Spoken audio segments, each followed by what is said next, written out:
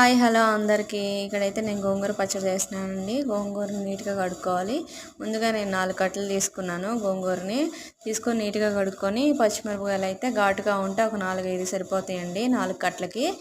ఇంకా అవి కూడా కడుక్కొని 2 కలిసి ఆయిల్లో మగ్గించుకోవాలి. అవి మగ్గిన తర్వాత కొంచెం జీలకర్ర వేసుకొని ఇంకా జీలకర్ర వేసి తిప్పేసిన తర్వాత అంతకుముందే మనం రోల్ని శుభ్రంగా కడుక్కొని నీట్గా రోకల్ని శుభ్రంగా కడుక్కొని నీట్గా అది ఆరబెట్టుకోవాలి. అది శుభ్రంగా తడి లేకుండా ఆరిపోయిన తర్వాత పచ్చిమిరపకాయలు వేసుకుని తర్వాత అవి కూడా తొక్కేసుకున్న తర్వాత గోంగూర వేసుకోవాలి.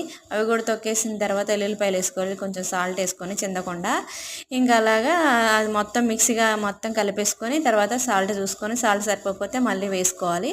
వేసుకున్న తర్వాత అదంతా తొక్కేసుకున్న తర్వాత నీట్గా మళ్ళీ గిన్నెలో తీసుకొని దాన్ని తాలింపు పెట్టుకుంటే ఇంకా చాలా బాగుంటుంది. ఇక్కడ నేను ఉల్లిపాయలు ఎండుమిరపకాయలు తాలింపు తీసేసుకొని కరివేపాకు వేసేసుకొని తాలింపు పెట్టుకున్నానండి. ఇక్కడ మా అమ్మాయి తింటాను చూడండి. ఫుల్ వీడియో అయితే నేను